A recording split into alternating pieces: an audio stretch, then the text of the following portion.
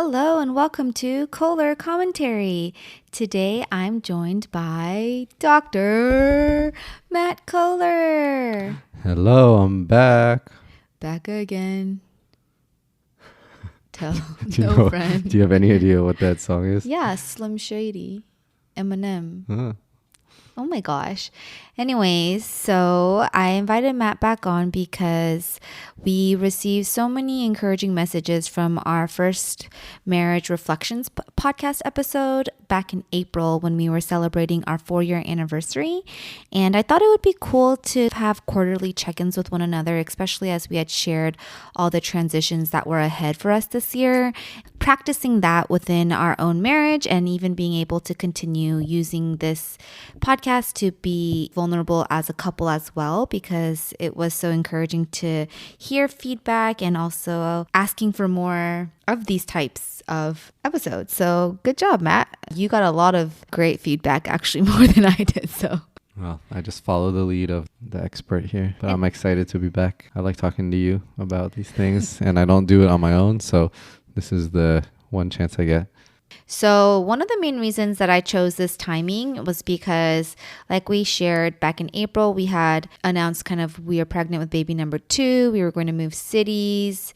We were going to do like things like potty training. Then Matt's going to start full-time work. And then we have another child and all these different transitions. And so I think with those things, especially reflecting for me, is those transitions actually create anxiety points or like trigger points for me in our relationship, because I think I kind of get like scared of what's going to happen in those times. I just thought those would be like natural check-ins that ended up being quarterly within. With that, our check-in that we're doing today is we just moved cities. Yep, I'm a Dallasonian now. Yeah, I actually don't know what Dallas people are called. Dallasites? Because Houstonians. MFFLs. They have a song like D-Town Boogie. Yeah. Who sings that? I have no idea. Oh, well, you're not in the times. And so with that, I wanted to kind of ask each other, because to be very transparent, I think starting after that podcast episode in April, kind of in May, there had started to be more conflict when it was especially centered around the topic of moving and how to prepare for that. And so I wanted to open up the floor and talk about what was the most difficult thing about this moving transition for each of us. How did we grow from this transition, and what did we learn about each other from this transition? I think for me, I guess it was just like how it made us interact with each other. Like the move was a lot. And even from the beginning, I think we like do moving timing very differently. I think your way is the much better way, but I kind of am okay with it slowly coming together and then figuring on like the day of or the day before, like, we'll be able to make everything work. So it just causes a lot of tension because expectations are just so different. And I think what I've learned lately is just how hurt you can feel when I do something like in my own way of thinking and I don't really consider yours, or I don't really emphasize yours, because that feels just kind of like an attack towards your mind and your body, I think, because it feels like I'm not considering those things. So I think the moving transition just led to a lot of that, just kind of being on different pages on how to do things. And that probably escalated the most or more the further it got. So when the big days happened, the big stressful long days, that caused a lot of tension and a lot of conflict. So I did get more and more excited about it. I think I grew interested and excited about the idea of living in Dallas and just kind of starting things from scratch and transitioning to this new stage of life with work and a new kid and all these things. So yeah, I think that's kind of was hard for me. I think transition and moving in general is difficult. Something I was able to reflect on recently was, in general, I think transition for us in our relationship resulted in poor communication and maybe difference in expectation of what these transitions could look like, right? And so I think I put this unfair anxiety upon myself and in turn then upon even our relationship as we moved forward, because once we got the house, that was exciting, right? And we technically were able to own this house starting in May, which then made my mind race with like, okay, what can we do? How can we make this move easier? Because I am pregnant, we have a toddler, we have so much to pack, we have to move across an entire city, and you won't be working in July, so that's like for sure not much money to like make sure we hire movers if we need to, because I'll be way too big to really be of much help and things like that. And so I think my mind raced a lot from the very start, and that anxiety or maybe like trauma from transitions beforehand caused me to create automatically a divide between us. And I think that's something I realized that was not healthy for us.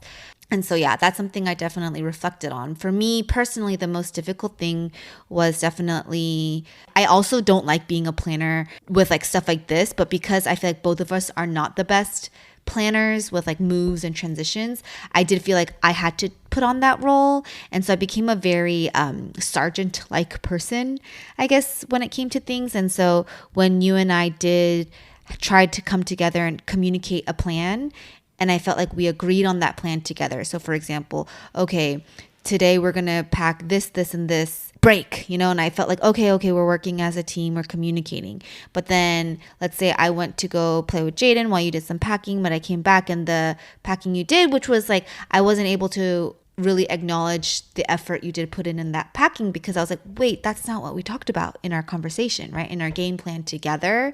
And I think each time those types of incidents would happen, I would get confused with like, one, oh, I wonder what he's taking out of our communication game plan meetings. And then two, I think in general, I really value communication. So when I feel like there was constantly a disconnect in the takeaway of what our game plan was, I would be like, oh, are we not connected as husband and wife? Are we always going to not see eye to eye with transition type items?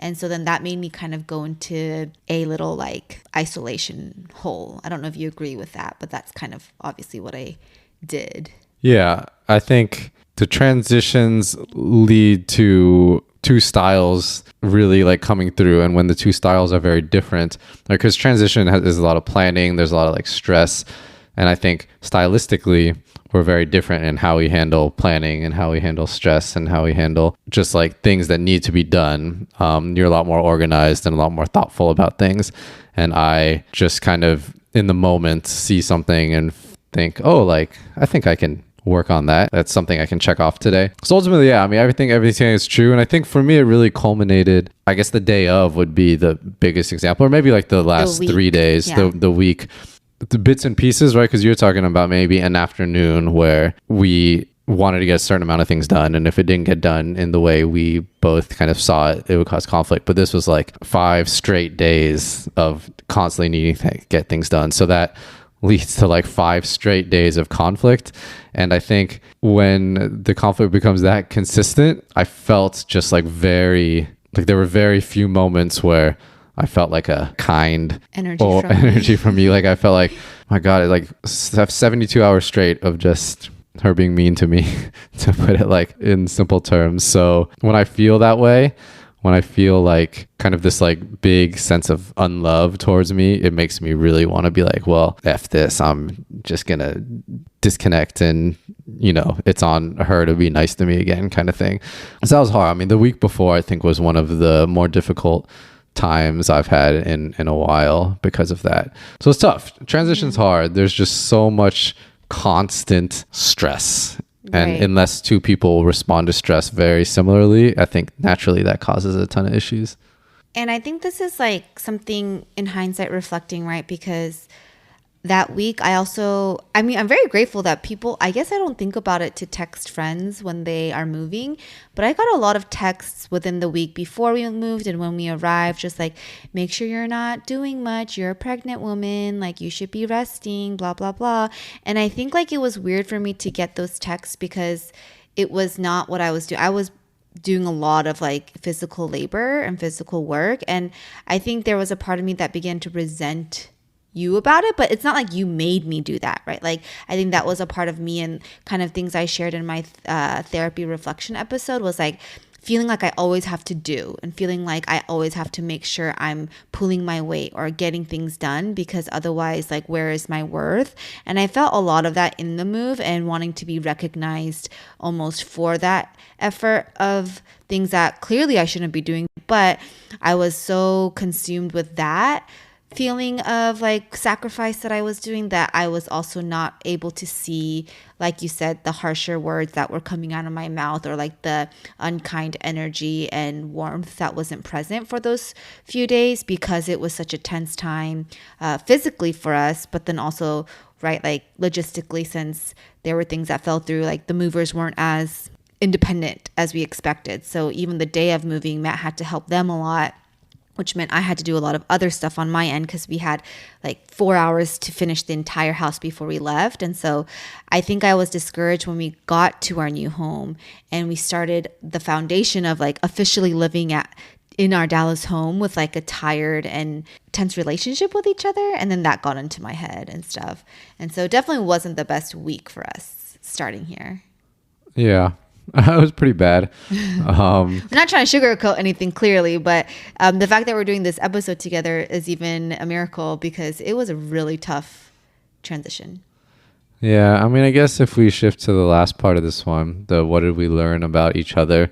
I think during that time, it was kind of more of what we already knew, but I think it reveals some like very clear, like big picture things that I think we both need. It's something we've talked about. Like, this is a huge issue. When you talk to me this way, like, that's a huge issue. That makes me feel like a piece of crap and I can't be in a marriage like that. But for her, it's this like giant feeling of, I feel like it's like a disrespect if we have a conversation and we together decide on, okay, like we should pack this room in this way. And it's very clear cut. And then 2 hours later, I pack it differently, right? That's a huge hurt. That's something that is for me to just disregard or forget or whatever term I want to use when I kind of like defend it later, right? It's just these massive themes of when we're at our worst, I think, in either our actions or our words, it comes up really strongly. So I think since those became so clear, it at least helped us learn to accept or admit that we did those things so badly, and something like identifiable to work on, I think, moving forward. So that led to some really positive conversations where we were super vulnerable just about how like tremendously hard I think those 5 days or so were.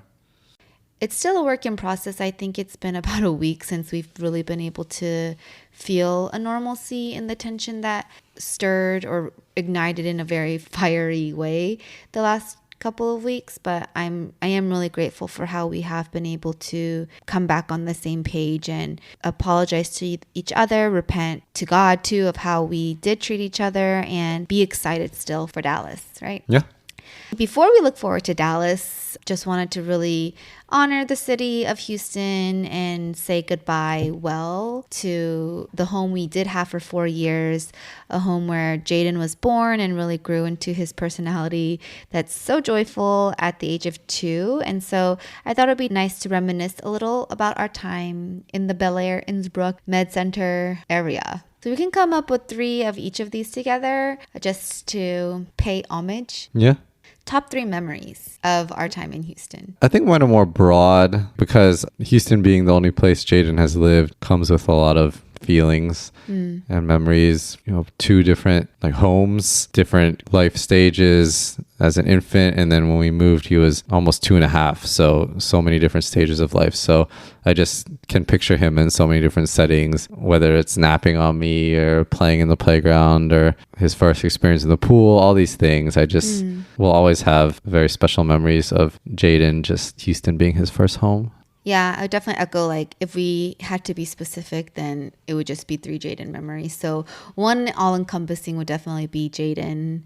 Ending our time in Houston, one of our friend groups, we were going to have a goodbye gathering, and they threw us a surprise baby sprinkle on that day. And I was so touched by the intention that some of my girlfriends put into making sure we left feeling loved and honored, and being able to do like games because we love games, and in there even asking questions that are kind of like the podcast of like, what type of fruit would you be? Or I don't know, different things about that that were very personalized, that really touched me. And then like getting our favorite food. And I know Daryl, shout out Daryl, he like hand peeled all the grapefruit, because that's something I would do a lot when we would hang out, is cut fruits, but specifically do the hand peeled grapefruit skins. And so I think just seeing those little things here and there were really touching to me, and really made me realize how special these friendships were, even if sometimes Houston itself was a hard season for us as a family because of all the different transitions that were happening. That was a really top memory for me, especially because a baby sprinkle is kind of like for the mama. And so I was like, oh, like these are friends that are mine too. And that was a great way to kind of have that reminder from God before we left. Yeah, Daryl definitely owed you anyways. I think a specific memory, actually we did like this photo shoot before we even moved to Houston when we were dating, that we have a book. I think it was the first photo book we made of each other, or that I made of each other. Yeah, like when we were dating when I lived in Dallas. Yeah, it was this colorful rope that was in, was it Buffalo Bayou? I don't know. I think it was Buffalo Bayou. One of the Houston parks that I don't actually think it's there anymore. I went looking for it once because I was going to do like a recreation at one point when I was trying to do thoughtful date ideas and I couldn't find it. But yeah, like Houston was a part of our relationship even kind of from the beginning. So I thought that was cool. Like it wasn't just these last 6 years, even no, 4 years. It was kind of from the beginning. Houston's had a role in us. So yeah, it's a special place. Top 3 regrets about Houston. Well, let's see. One, I mean, so many of my closest friends were in Houston and I feel like I barely saw a lot of them. So I think that's a me thing. I'm not good at, I have like 2 huge priorities, and then anything that doesn't fall on those 2, it's really hard for me to find the energy to pour into those, which I wish I did better. So between parenthood, marriage, and residency, it was really easy for me to neglect the rest. But there's so many opportunities to just have really good, grounded relationships, people that I could talk to about life and stuff. And I think I like kept a lot of things to myself throughout the years because it was just easier that way. I just had a lot of relationship opportunities, I think, that I didn't take advantage of. I think I would share with you in that regret, in the sense that there were a lot of times I was like, well, Matt should be making the effort with his friendships, that I almost felt like I was too scared to do that myself too, like social anxiety, or like, oh, I don't know, kind of things. And so especially when you're busy your first and second years, I kind of chose to be in a lonelier feeling of state rather than reaching out to those friends who, by the end are these friends that threw us the baby sprinkle, that were really personalizing and just like really special friendships that I am glad I took advantage of in the last 2 years of our time there.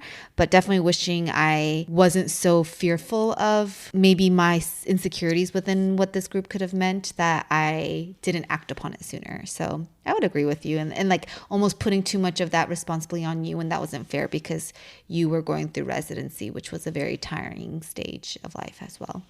Yeah, I would include my family in it too. I mean, Yeah, Jaden I would also hung out with agree. Andrew and Esther a little while ago and had so much fun, and it's so easy. And I don't know, they probably saw him like once every 3 months or something. So yeah, a lot of Houston had that to offer, right? That no other place is going to, at least for some of my strongest relationships. So yeah. Am I allowed to say church? Yeah. Am I allowed to? Sure. Picking a different church. I think church was a regret.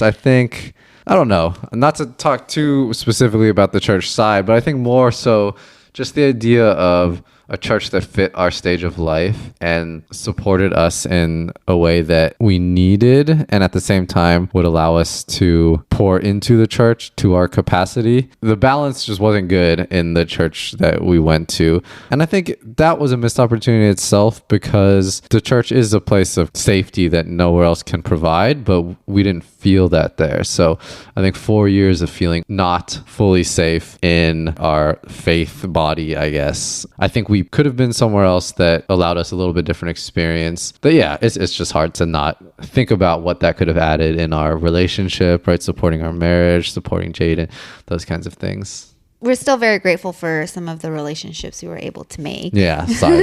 There's positivity to it, but yeah, I agree. As an entity. Yeah. I do think that's been helpful for us right now as we do transition to Dallas, to take things slowly but also intentionally, and we can talk about that later, and some things we're excited about here. I think a personal regret for me too was taking the Baylor job.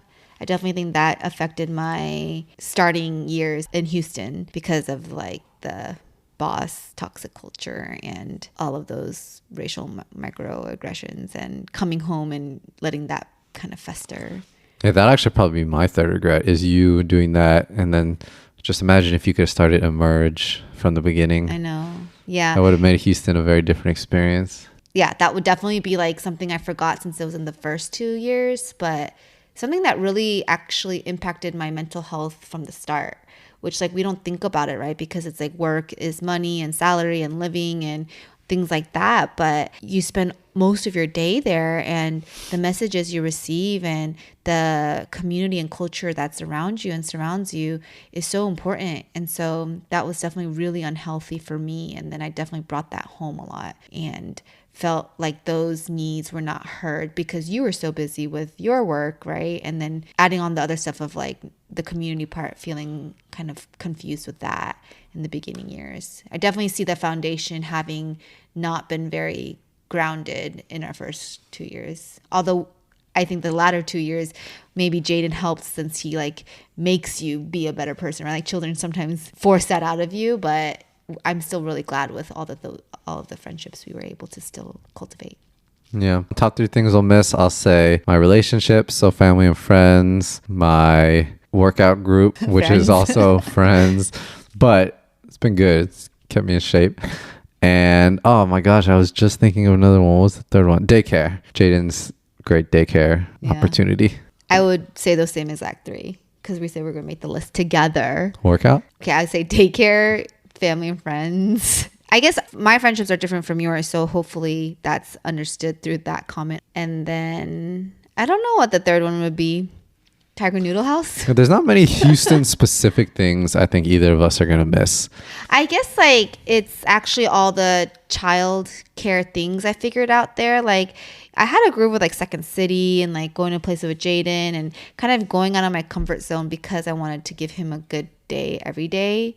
So I actually will miss parts of Houston besides the weather. I really enjoyed exploring it the latter half when we moved out of the med center because there was easier access to things once COVID got a little less risky. Yeah. I will say that it is so rare to have a workout group of friends like Matt has. So I'm sure that's actually something I am going to be sad about because I think we'll talk more about this at another time. But I've also learned body health is so important for many people, but specifically for certain people. And I think I'm realizing how important that is for Matt to be in a sane body space, aka working out, and like being built or whatever. And it's really cool to be able to share that type of priority or value with friends that you did have, like Mikey and Chris, and actually it's like so many people. And I think my sister was even like, oh my gosh, like this whole friend group is just like the buffest friend group ever or something like that, which is true. It's rare. And so I am sad for you that you won't have that kind of community that you guys built. Yeah. So something that I was really grateful for is that in the last 3 or 4 months since our last episode, we were actually able to partake in 2 marriage therapy sessions together. As you guys know, I do therapy on my own, but my therapist also, right, when you serve a client, and if in part of my sessions was a lot of marital strife. And so bringing in a spouse to help with your client's treatment plans is definitely something that was encouraged. And so I was definitely grateful for a couple times that Matt was able to join. And even in July, he wasn't working, so we made one work, even though we don't have insurance. So it's definitely not the insurance price. However, I do think it was worth it to pay full price, which is pretty pricey for things like therapy because, right, we want to think about the places we want to work on and continue to improve. And so I would definitely continue to encourage people listening, if you want to make the extra investment in things like this, it's definitely worth it if you put that heart into it. Yeah. But how were those for you, Matt? If you think you might be feeling depressed, stressed, anxious, or overwhelmed, BetterHelp, the sponsor of this episode, is here for you. BetterHelp offers a broad range of over 20,000 licensed therapists who are trained to listen and help you. Plus, you can get 10% off your first month with my code, betterhelp.com/Koller. With BetterHelp, you can talk to your therapist in a private online environment at your convenience, and all you have to do is fill out a questionnaire to help assess your specific needs before getting matched with a therapist in under 48 hours. Then you schedule secure video and phone sessions. Plus, you can exchange unlimited messages and everything you share is completely confidential. As a mom constantly working around Jaden's toddler schedule, having my weekly therapy online has been a complete game changer and a huge reason why I have made big steps to better my mental health for myself and for my family. You can also request a new therapist anytime at no additional charge. Join the 2 million plus people who have taken charge of their mental health with an experienced BetterHelp therapist. Don't forget to use my code to get that 10% off your first month at betterhelp.com/Koller. That's better, HELP.com/Koller. They're good. I think just having a mediator is really important if it's someone that you like and connect with and trust. If it's a bad mediator, that probably just makes things worse. They just help you open up more honestly because you're less scared about the other person reacting a certain way if you bring something up, because when it's in therapy, it's like, oh well, it's expected and there's someone to guide it. You can feel both safer saying things and receive things better. So yeah, honestly, I think it's a good idea for a lot of people. I'd like to say that I've only seen Matt tear up 3 times in our marriage relationship. I said I'll tear her up a few more times at therapy session. Yeah, I think like it brings out those emotions, right? And I was really encouraged by that. Any takeaways or reflections you have from those 2 sessions that you would want to share, whether it's like a feeling, right? Because sometimes, and I don't want to stereotype just men, but it is scary to do therapy with your partner, right? Because so many of those, like you said, right, in our private times, those conversations can become reactive and turbulent. So you never know what those would look like in therapy. So what were some feelings you might have had from our sessions? for me, therapy is less scary because of what I said. If I say something and you get mad at me, you can't get mad at me. It's therapy. Like, how are you going to ask me to join you in therapy and get mad for something I say? So I actually felt less scared. I would be more scared saying something to you not in therapy. So I actually found it to be like a safe space, feeling space. So I like that feeling. I felt like you really liked her. Yeah, I think she's honestly. You were like impressed. Well, so I'm a psychiatrist, so I do therapy. And I can tell when someone's good at what they do. Like, I don't think I'm that great at it. Yes, the you therapy are. part of things. I think People have affirmed you. that's true. You've told People me have had good clients who've really experiences liked with you. But anyways. But maybe in comparison to this all that's to lady. say, I just think she's really good. So as a professional, and you can tell she's like a good person too. So there's a good relationship both ways. But no, you do feel more, just like think because you share more openly. So that brings out more feelings. I mean, at the end of the day, like, there's not that many avenues where I share things very openly. So naturally, less opportunities for me to experience strong emotions. So yeah, it's good. It also is a area where I feel like you hear me more, because I think naturally in therapy, you also let your defenses down a little. So I think I'm saying you broadly, not you and G, but like both of us and whoever is in therapy, you hear yourself. You can also receive messages a little better. How about you? What was your experience like?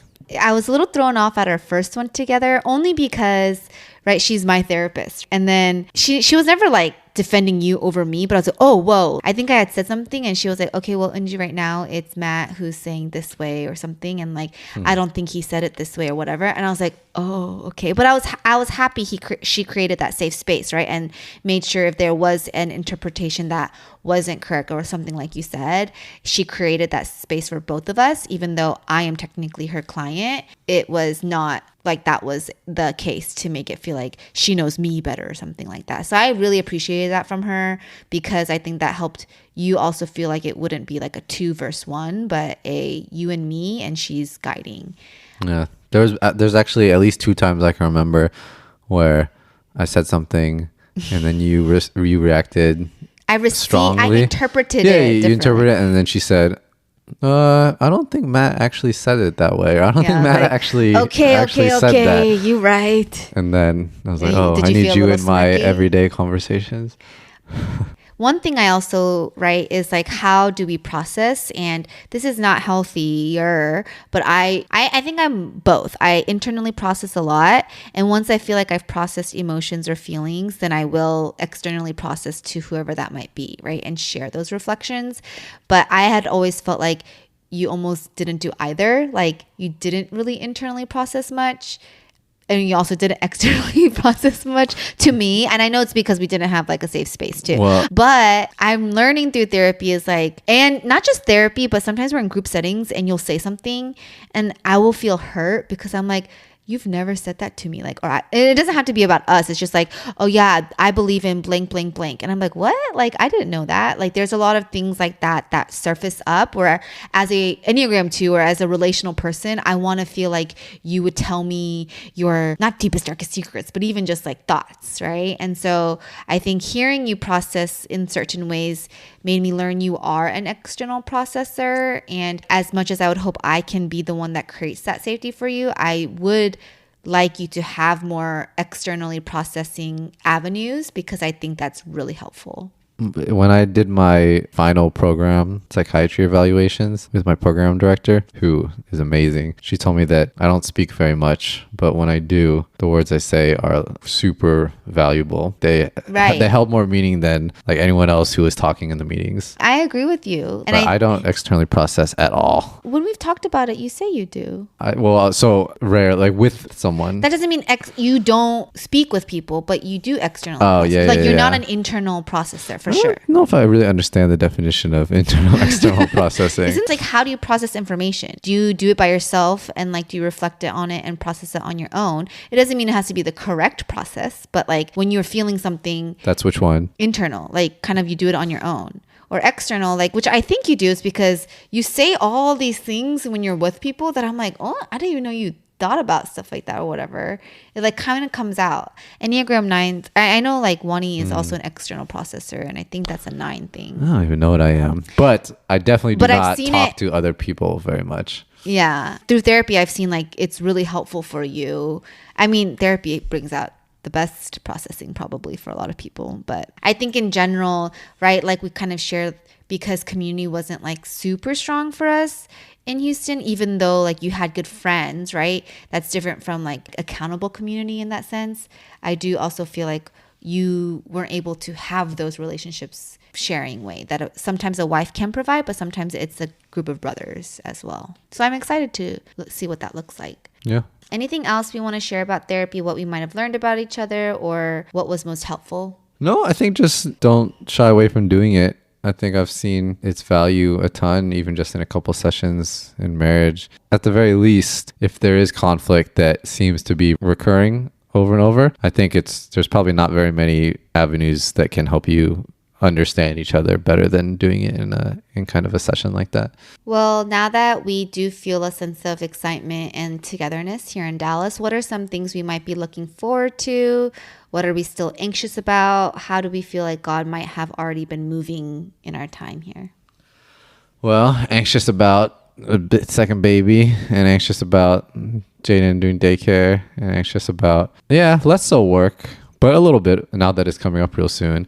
And just anxious about... Actually, when this episode airs, it will have been Matt's first day. So wish him luck. Yeah, so we'll see. Check in on him, on us, on Jada. And I think as a larger umbrella, anxious about how all that stuff causes our interactions. Right, because this started off with us talking about the moving transition, which was the only, like the first transition of the many transitions to come.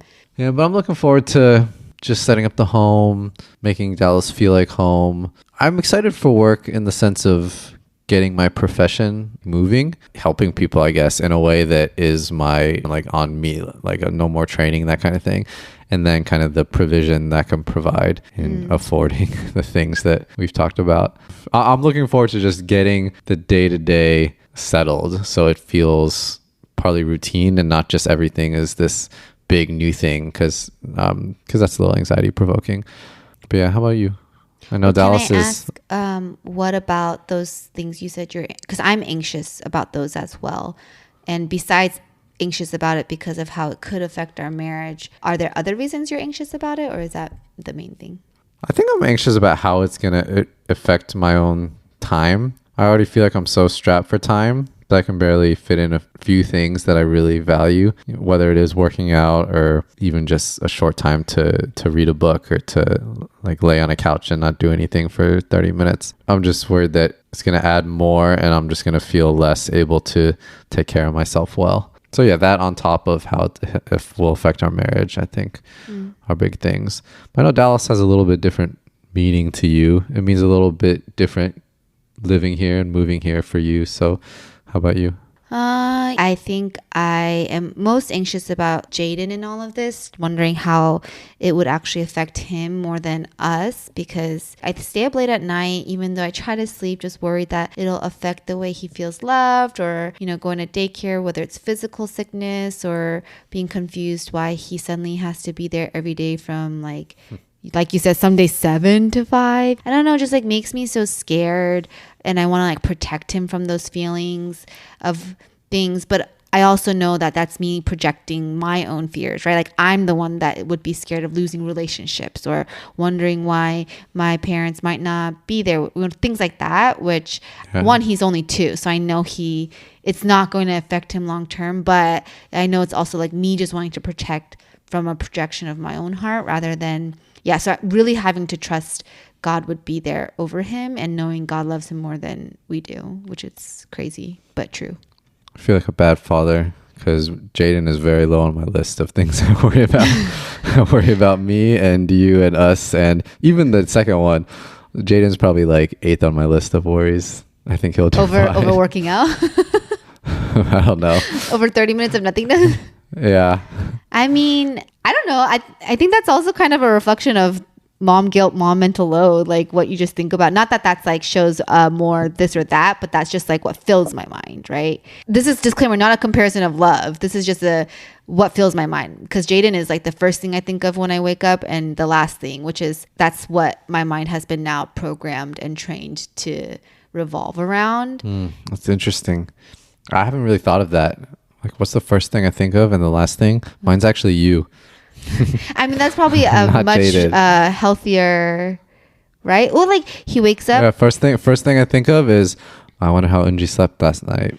First thing I think Jaden of is not the first one Jaden I think has of. to go pee, so I have to take off his pull-up pants, and then I have to be like, do you have to go pee, whatever? Like, oh, do you want to read this book? Because we're potty training. Before it was, oh, he has to make sure he eats, and then I have to make sure I get this stuff ready, and then blah, blah, blah, blah. And then when he goes to sleep. That's good. I feel bad. Jaden's Now my I feel, third thing. So you feel like a bad, you said 8th. No, that I think of in the morning. What do you First thing is, I wonder what time Unji went to sleep. And then second thing is, I wonder how her night went. And then third thing is, I wonder how Jaden is doing in the morning. It's fine. I don't think either one's worse. So you feel like a bad father and I feel like a bad wife. Yeah. That's interesting. That's good to know. See, like we didn't even know that kind of stuff. How do we feel like God is already moving? I think something I'm actually looking forward to, which is reconnecting with some of my really close friends or childhood friends, or just that history that I had been longing for. I'm also really excited about how he has, I think, also sent us here. I think something that I was a little worried about was also church, right? Because that was such a regret or a lower point. I was really excited because I had prayed a lot about this, and a friend of mine, Hannah, who goes to a church in LA, had mentioned her church was doing a church plant, and I really liked that church in LA. And so that was like a year ago when she mentioned it. And I think as we were preparing for Dallas and when Dallas became official, I like looked up online, tried to like figure things out. And then I reached out to the pastor that is church planting. It sounds so random because he was like, how do I even know this person? And through that, we were able to connect. And I really felt like this would be a church that was also supportive, not just of like things I might be looking for, but also what Matt might be looking for, and super healthy for both of us together. And not a place where it's like me just trying to find roots with like old friends, but also starting new for us together as a community. And so I'm really excited because we had a meeting with them when they were visiting, and there was a lot of confirmations and stuff like that. And I'm not like getting ahead of myself because I think I do that a lot. I get so excited when something is kind of looks good and I want to like kind of put it all together and package it. But I was excited because I do feel like the timing of this plant, the timing of what we're looking for together went with seamlessness. And I am excited for that as something that I feel like God has kind of set apart here and in that vision of what it looks like. Yeah, I agree. I don't have too much to add. I forgot to say that, but what you said is for me too. We probably won't have another check-in until we're sleep deprived in October. So what's ahead? You're starting your job next week or today when you're listening to this episode. We have settled in, and that's a huge shout out to my sister who will be living with us for a month and really made it possible for us to settle, organize, make life seem kind of somewhat normal, have Jaden transition good because he definitely misses Houston and his chinguder and Ava and Hanu and Lewis and everybody. We're about to have another baby and Jaden is going to daycare, like a lot of transitions. So kind of what we had shared, like what are some expectations we can communicate beforehand to make this transition smoother? I think there's a structure to the next couple months that can be done. So we just know we're thinking about things in the same way. I think that goes into more of my weaknesses of having a structured mind and not just kind of going with the flow and knowing things will work out. So yeah, I think emphasizing... But things work out because people make things work out. It doesn't just like snap it up and, you know... I don't know the reason, but that's the reason. Somebody like whether it was your works. parents growing up or like something. It's not like just like life was like, oh yeah, I'm like blah, blah. Well, some of it I just make it work. I mean, there's gonna be both sides, but I'm saying that when there's so many new things happening, right? I think more structure is the better way to go. So I think that can help, and that's stuff that you can communicate very objectively, like this, like by for this example, time and this day. Like I think with all of these things, right? One of the things you mentioned was you're anxious, you won't have time to work out, right? Which is important to you, or you might not. Like you will probably lose the 30 minutes to do nothing unless you make that a priority, right? And so even in those ways, like how do you think you would communicate that to me? To figure out what that looks like for you. Obviously, we can't work out every single day for like an hour once we get a new baby, right? But how would you still try to figure out how to balance those things? Because that type of balance is important for you to continue thriving. Yeah, I guess just planning in advance, making a schedule. Planning in advance? What? Yeah. I don't know, things that sound very unfamiliar to me. But something in therapy at the end, she like asked us to each share a need that we have from each other, like maybe a more emotional or like marital need that we have, but also followed up with a practical suggestion to meet that need, right?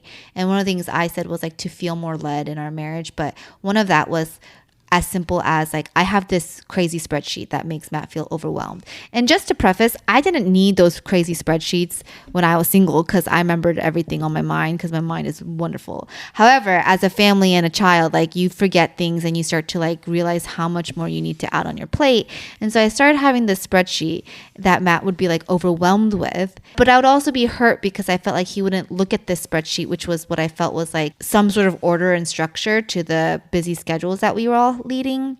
I think something for me is as simple as him also owning into that spreadsheet and realizing that that's not him doing my way of things, but like this is how we know that we're a team. And I need to know, like, if he made an appointment with something for Jaden, then I know he put it into the spreadsheet and then he let me know he already put it in and then told me when it was as well, just so I have it in my mental.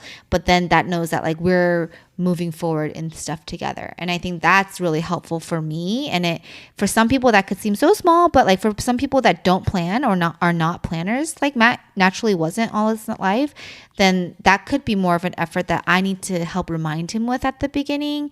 But once he gets into that habit, it'll be really helpful for us as a family. So I'm excited about that. Yeah, I agree. I don't know. Yeah, I mean, I think those are good expectations. I don't know what else. Do you also not like talking a lot because when you talk, you only want a mic drop? Like your No. PD said, but not every sentence can be a mic drop. No, So but you sometimes just there's be not. quiet till the mic Sometimes drop there's not that much moments. more to say. I think that's the good answer. And the last thing I wanted to kind of like close us up with in terms of topic to talk about is I have obviously been really deep into Enneagrams lately.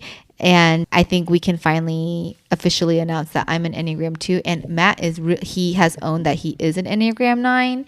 And I wanted to read a couple things about our Enneagrams that help us understand each other. Also, sneak peek, in some future episodes, I have been learning more in depth about that. And so I'm going to share little snippets of what the Enneagram could look like in full deep dives. And so stay tuned for all of that, guys, in future podcast episodes to come.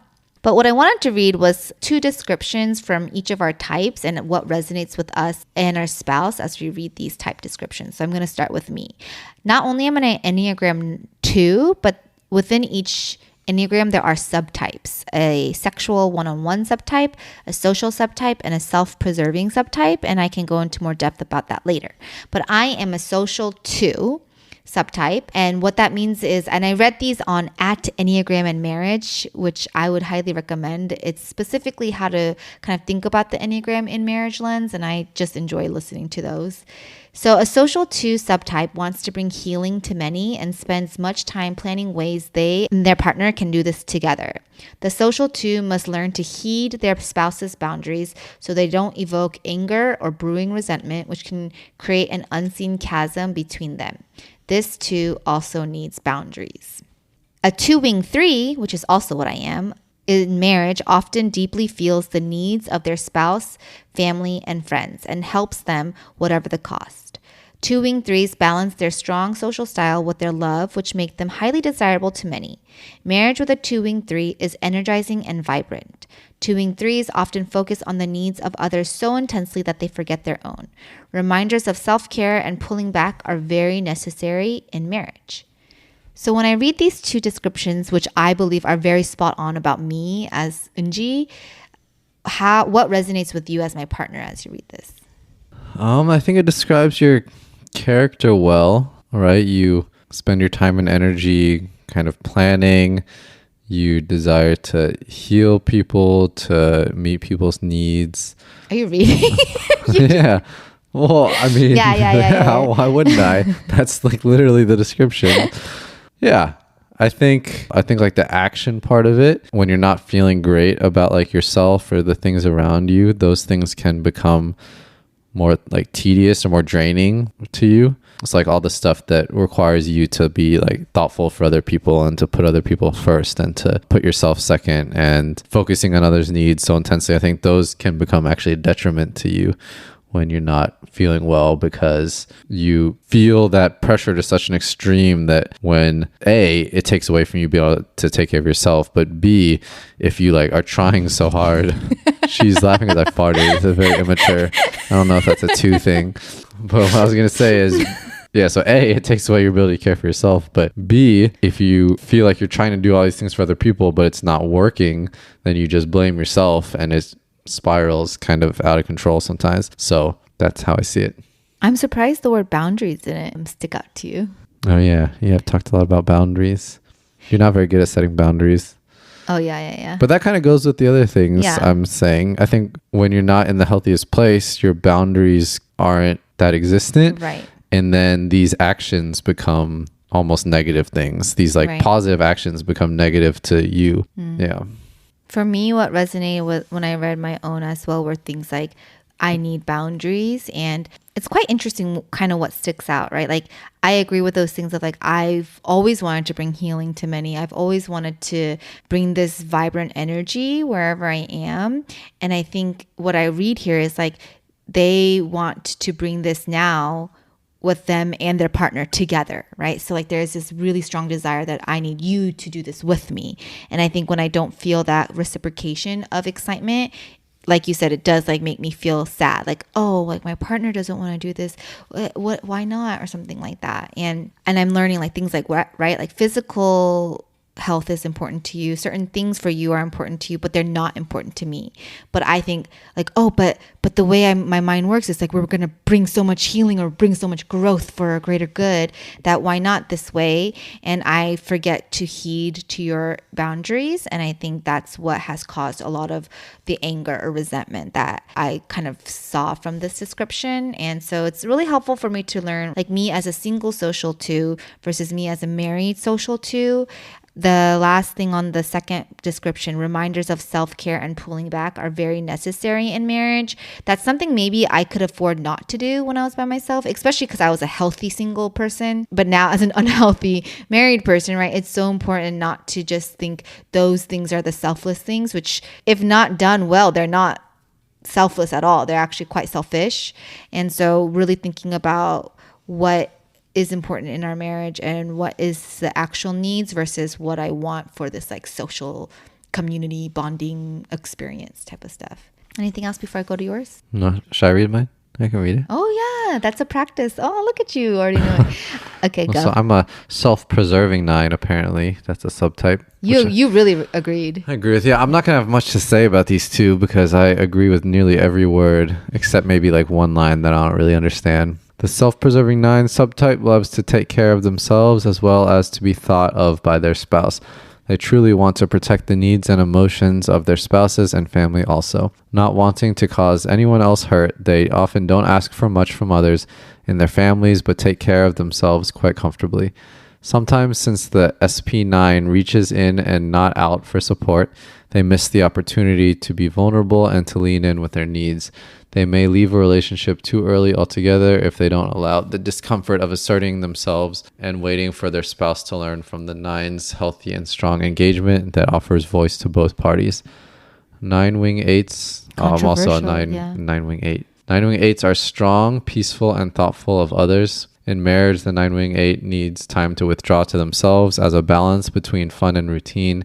A daily routine that includes an emotional outlet is necessary for them for emotional regulation. 9-wing 8s need to have productivity and body movement throughout their day to digest felt injustices and to awaken their personal power. What do you think of that? I think subtypes are really interesting, and I'm excited to kind of talk more about that in a different episode. But I think reading this is like such stark differences in certain ways between us.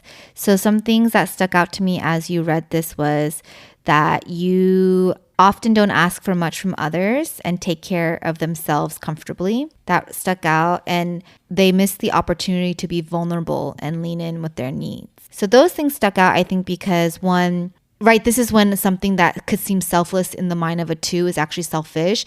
I love being there for people's needs, right? And I want to, like when Matt is sick, like he won't even tell me he feels incredibly sick. He'll just kind of like cough and like die on his own and then come back.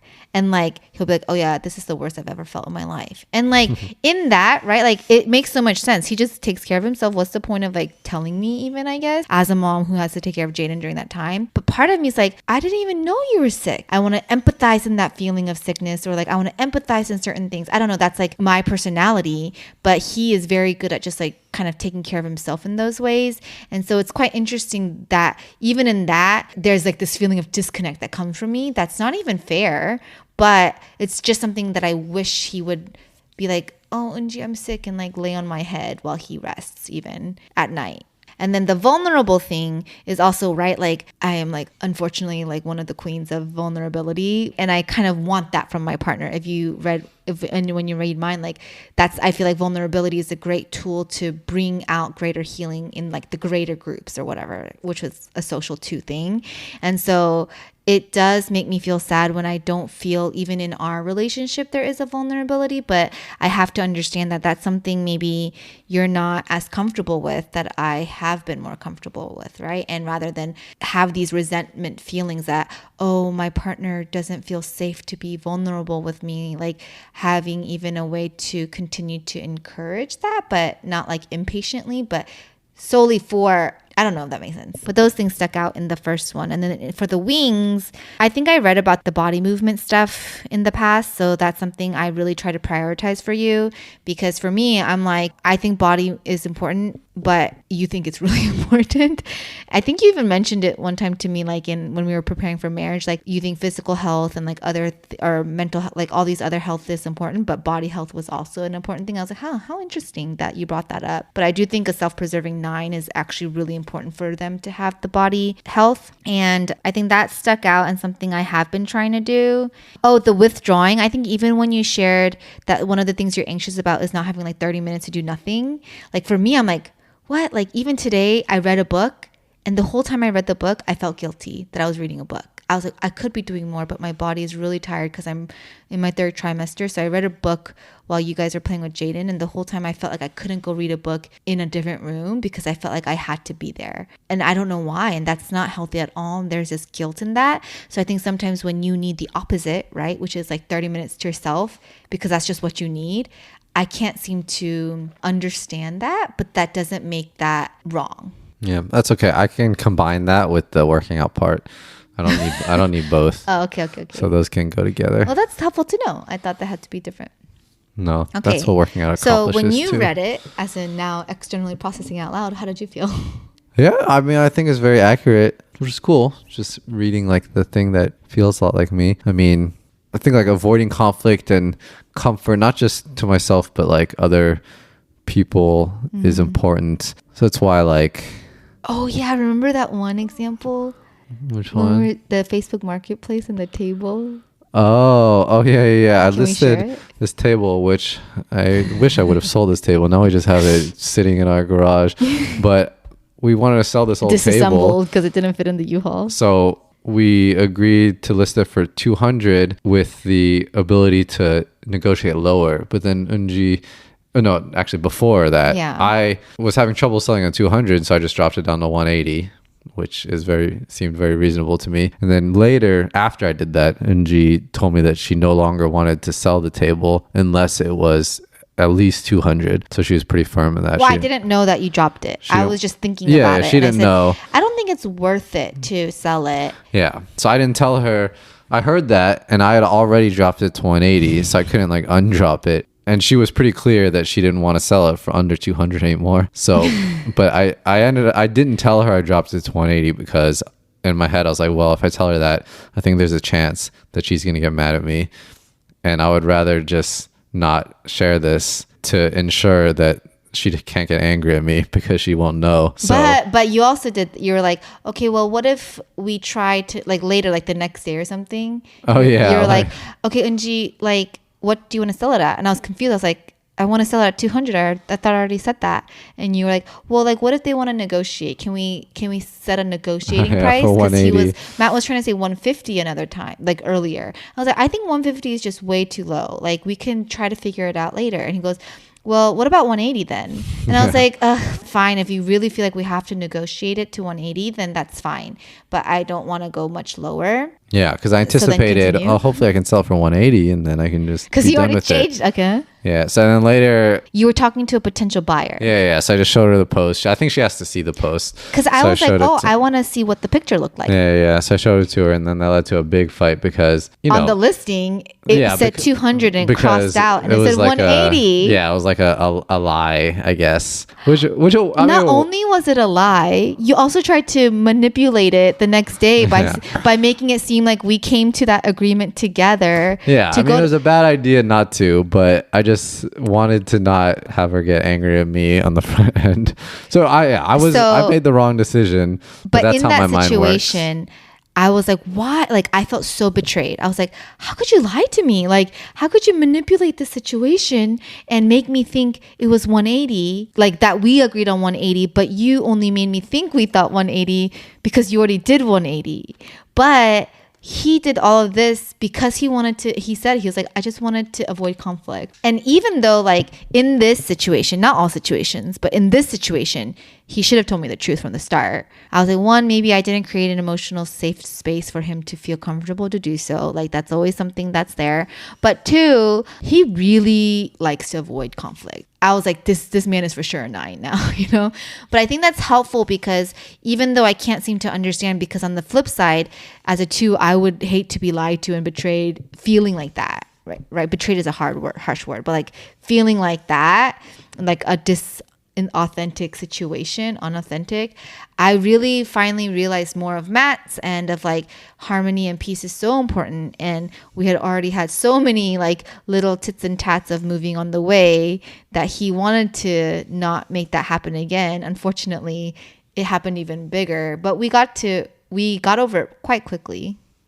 Yeah, it was like and I would say it was a pretty helpful. Intense thing, but it didn't last that long, which is good. Sometimes those last a while. But that was a great, kind of like an interesting situation that I think reflects our Enneagrams in a sense. Yeah, I think ultimately, right, a big summary of this is just like, I don't want to be hurt and I don't want to hurt other people. And more than anything, right, like a marriage is where most of the stuff comes out, or most frequently, because naturally you're with the person like all the time and you see each other much more intimately. So I think in a very nutshell, I just don't want her to get angry at me, and it happens a lot. So So I think the conflict on both sides, right? I want to feel safe and I want to feel the people I love feel safe. Mm-hmm. So I think right, in general, it but doesn't always. The takeaway is in that situation, I would not feel safe anymore. Right, because you're a 2. No, not because I'm a 2, because you lied. More than just a 2 would maybe feel lied to. I mean, really? I think if someone did that to me, I wouldn't feel sad about it because I'm a 9. Is that a 2-9 thing? I don't know. We can ask other 9s later, because maybe they wouldn't have felt as hurt to like an extreme, but I don't think people would think that. Do you think it's a me thing? I would have felt zero hurt if the tables were turned. I'm not saying I did it like right. Like if you knew that I manipulated a conversation, I literally made you think that we agreed to 180. I don't think I would have cared. Might just be a me thing. That's interesting. Yeah, I would love to know if other 9s wouldn't care, because that's a good community question. Like, I think if it was maybe just you changed it, but that's the end of it, right? Like, you just didn't want to tell me you changed it to 180. Maybe I would have been like, okay, fine. Like, that's annoying. I don't like that, but fine. But the fact that you manipulated a conversation, I think that's... But the reason why I think it might be 9 thing is because I would have understood. Yeah, like, I think they would have... I think 9s understand as they listen right now, but I don't think they would only think 2s are the only ones that would get it. Because honestly, I don't know Enneagrams. Because you're a 2. Like, that was a stretch. I don't really know Enneagrams it seem like only 2s would be... Yeah, that's not what I meant. I meant more that 9s I would wouldn't understand care. More, maybe. Yeah, I would have been like, oh, that makes sense to me. No big deal. That someone tried to make you think one way, that's not the way. Yeah, I think so. How interesting. See, so interesting. The one line here that I don't really get is the last they line. may leave a relationship too early altogether if they don't allow the discomfort of asserting themselves and waiting for their spouse to learn from the 9s. Healthy and strong engagement that offers voice to both parties. Well, A, that sounds like a run-on sentence.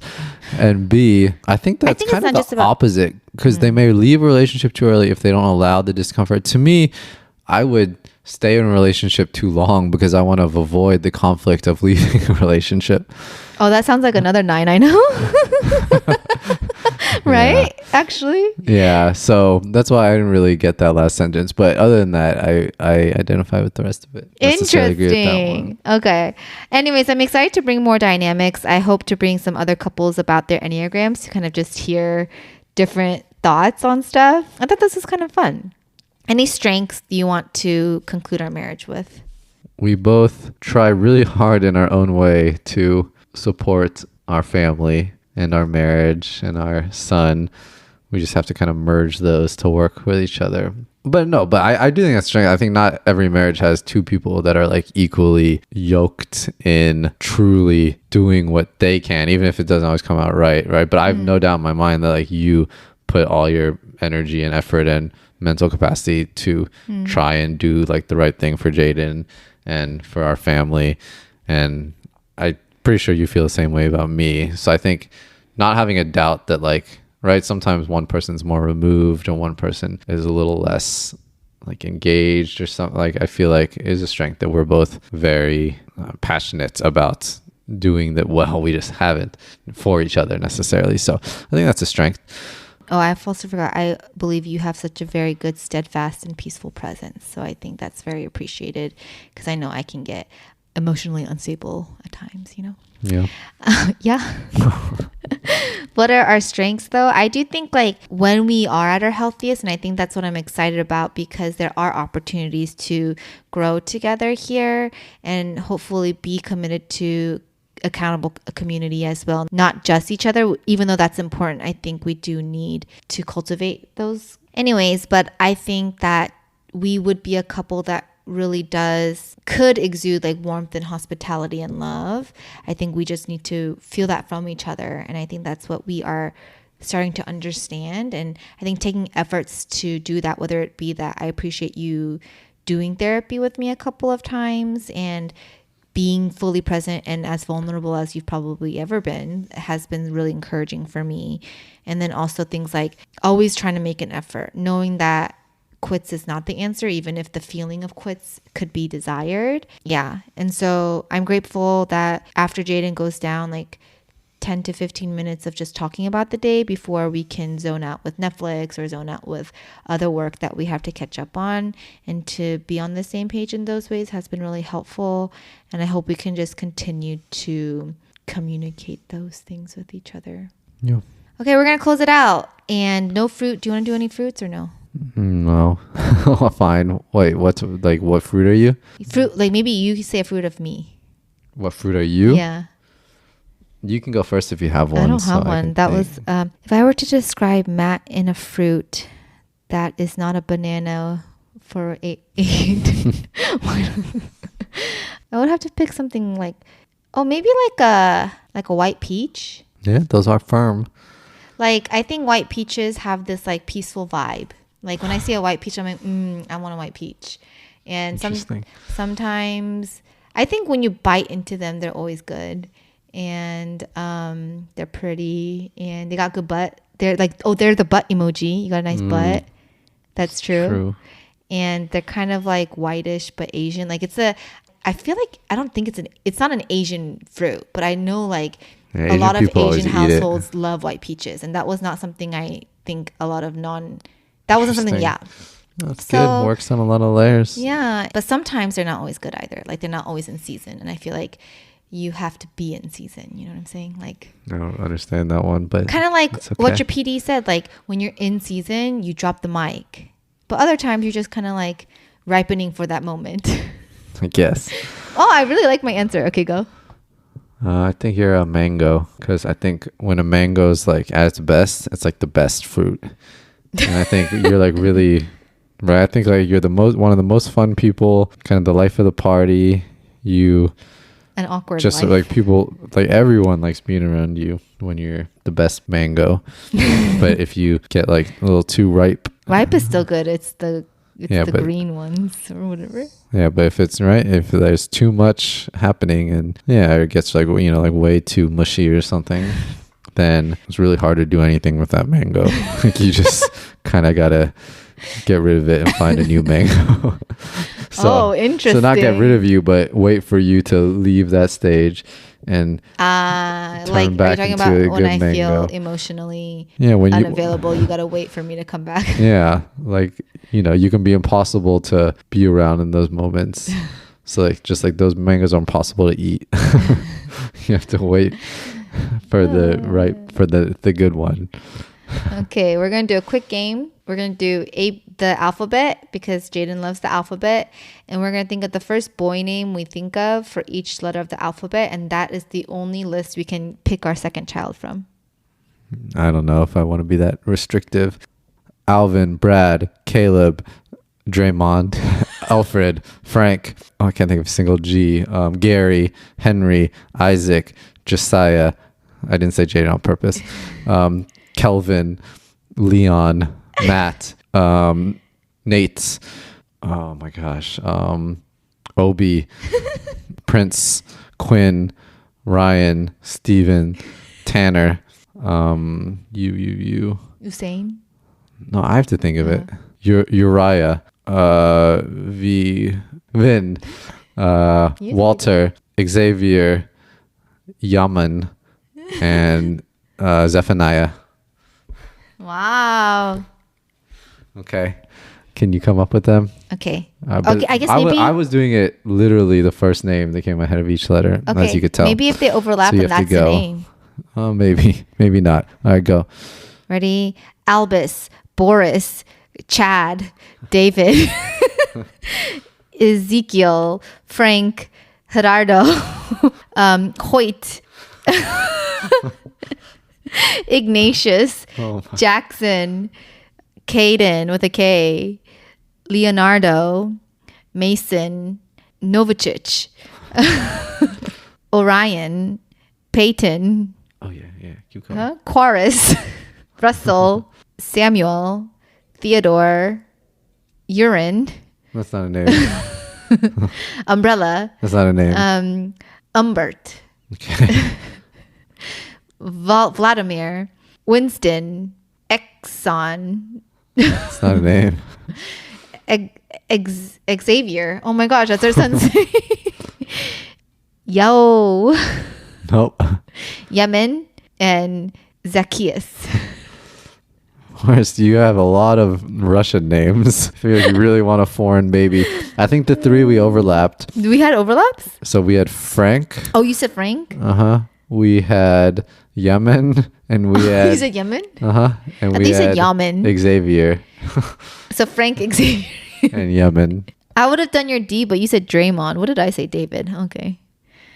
Okay, well, we'll let you know when we have picked one of these names. Thank you so much, guys, for listening to another episode of Matt and Unji checking in. We hope that this helps just even in listening, but also real talk of marriage. Marriage can be an amazing time and really a sweet reminder of companionship, but it's also friggin' hard work, and we need to do that work daily. And so hopefully we're excited for what Dallas can bring, and we hope you guys are also excited for where you can go on to next. Yep. Thanks for listening.